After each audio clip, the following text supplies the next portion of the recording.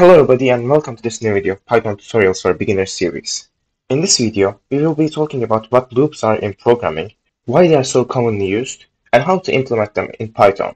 And specifically, we will be taking a look at a for loop and a while loop. So if you're interested in more Python tutorials or projects for beginners, you can like this video and subscribe. Loops are a very significant topic in programming and Python because they let you run the code lines you want as many times as you want, or iterate over any data structure you want. And this saves a lot of time and a lot of manual effort for the developer. This is why you will probably be using a type of loop in each of your programs.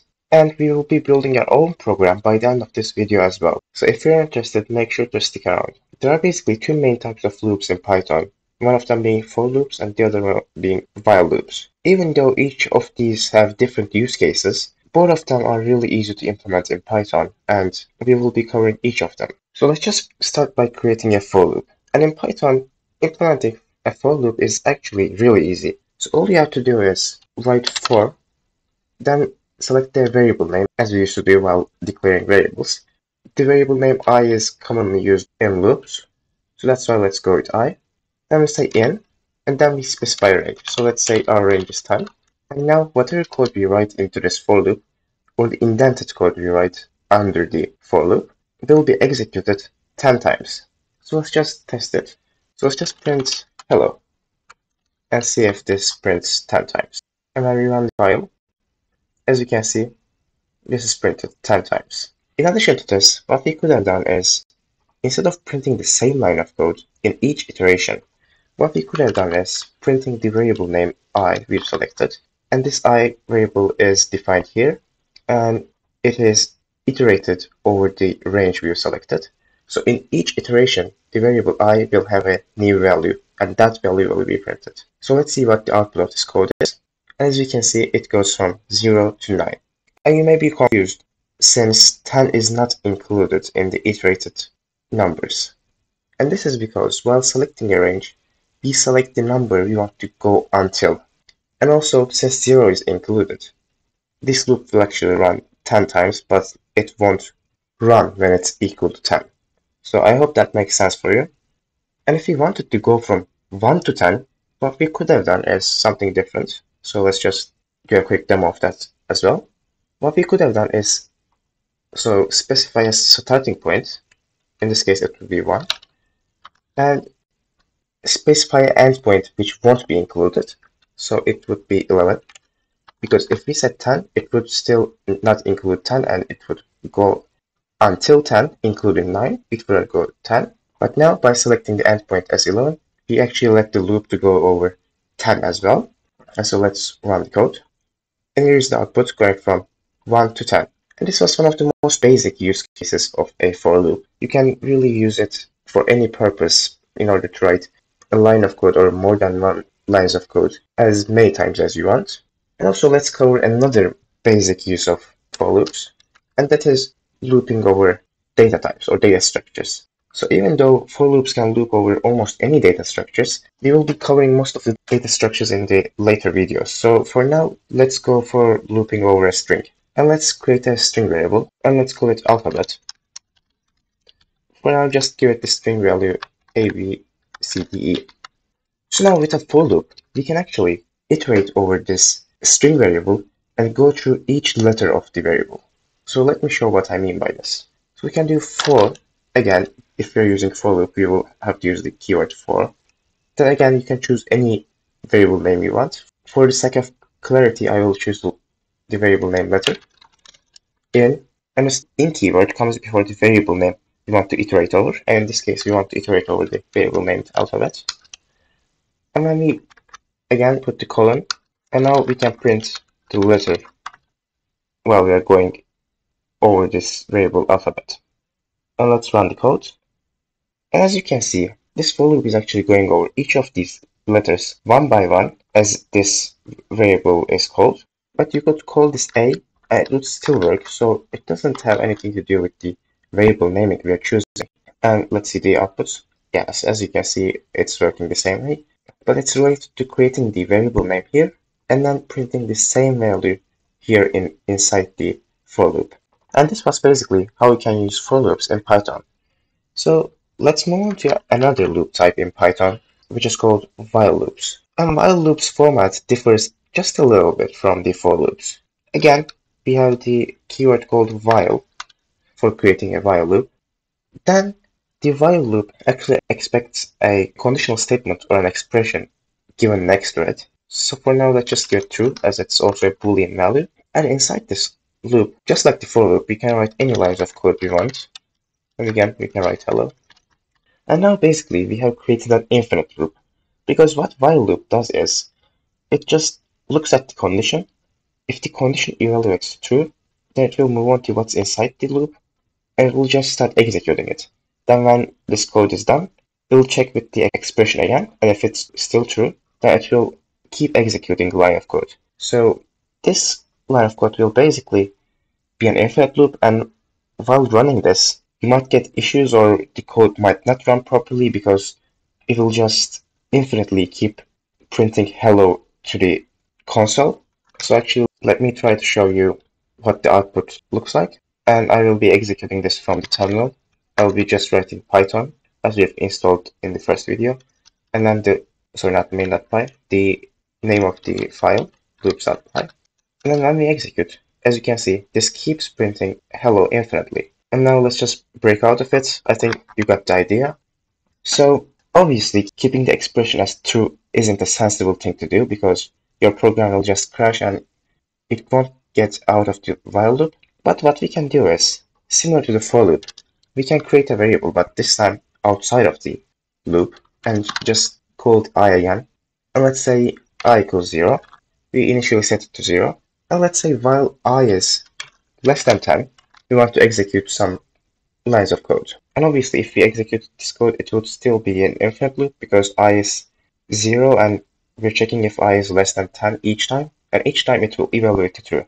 In order to make it evaluate to false after some time, you keep increasing I, and we will do this by I plus equals 1.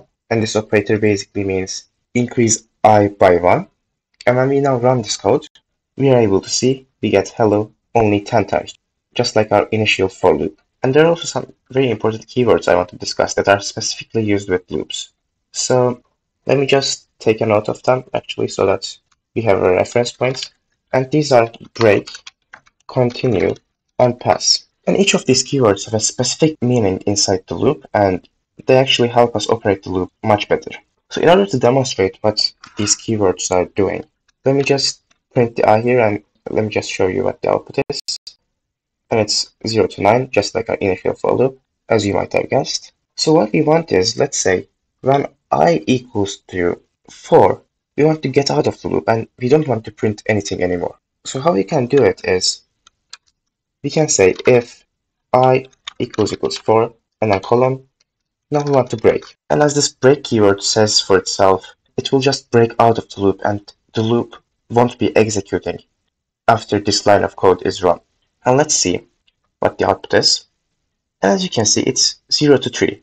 So when I was equal to 4, the break statement executed and we broke out of the loop, so the rest of the print statements didn't get to work. Also, there's the keyword continue, and which also you could understand by the name. When this keyword is run, that iteration of the loop will be run over. So whatever code comes next from this continue inside that iteration won't be executed. And let me show you what I mean by this. Let me run this code. Actually, I will move this line of code to the top of the loop just to make my point more clear. And let's run the code now. So as you can see, the loop runs almost as perfectly as it was running, but the only missing value here is, as you might notice, the 4. Because when I was equal to 4, instead of printing it right away, we actually use the keyword continue. And this continue keyword does not allow the rest of the code in its own iteration to run. So it doesn't affect the rest of the iterations. As you can see, all of them are printed. But in its own iteration, after this if statement, the print statement came, but the print statement didn't get to execute because this continue keyword was there. And also there's this keyword pass, which actually doesn't have much meaning behind it. It just means do nothing. That's all it means. So if we had pass, even if it was a infinite loop, and let's make it an infinite loop again. Okay, now it's an infinite loop, and this pass statement basically is a placeholder. So if we remove this line, as you can see, we will be getting errors saying that we must write indented code blocks inside the loop. However, when we just write pass, we don't get any errors, and everything is good now. And when we execute the code, as you can see, nothing will be happening, but this keyword could be useful when you don't have anything to write in your loop and you just want a placeholder to not get any errors. Or for now, you don't want anything to happen when a condition is met, then you can write if that condition is met, then pass. And that's just how the pass keyword is used.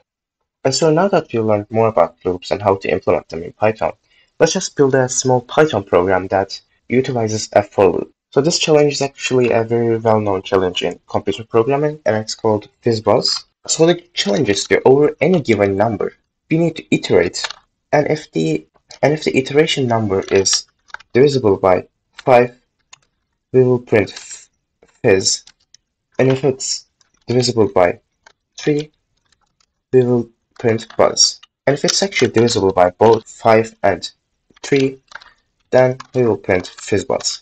Now, if this number does not fall into this category, we will print number, or whatever integer value that it has. Let's get to implementing it. So let's create our for loop by using the for keyword. Let's create our variable named num.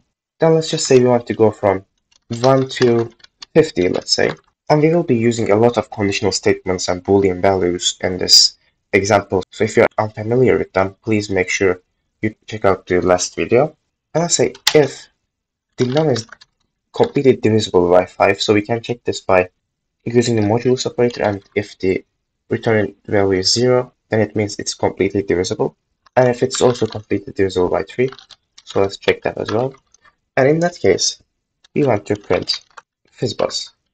And just because we want to print only a single value in each of the iterations, we will use the keyword continue after printing this out, because we will no longer have anything to print for this iteration. Then use the elif keyword for checking other conditions. And now we can check if it's divisible by only 5, if it's not divisible by both 5 and 3. So let's see if it's divisible by 5. And in that case, we want to print fizz. And for the same reason as before, we want to use continue keyword, because if it's divisible by 5, we will only want to print fizz and nothing else for this iteration. And let's do the same for 3. So again, we will use the modulus operator.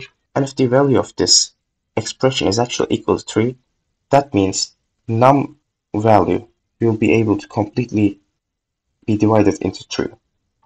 And in that case, we want to print buzz and use the continue keyword. Now, if any of these conditions are not met, as you can see here, we just want to print num. So let's say 2. 2 isn't divisible by 5 or 3. And in this case, we just want to print num. And as this is already at the end of the iteration, we don't need to use any continue keyword before, as the continue keyword will be just useless, as it won't be preventing any lines under it. And when we run this code, let's actually see what our output is. And starting from 1 and 2 are both not divisible by 3 or 5, so they will be printed just like they are. So 3 is completely divisible by 3, so it's buzz. And now 5 is completely divisible by 5, so it's fizz. And now 15 is completely divisible by both 5 and 3, so it's printed out as FizzBuzz. As you can see, you can build a simple logic by looping over any given number, and in this case it was just 50, but you can adjust it to be any number you want, and the loop will run as many times as you specify. So if you found this video helpful, please consider to like and share it with your friends, and you can subscribe to get notified for the rest of the series, and I hope to see you in the next videos.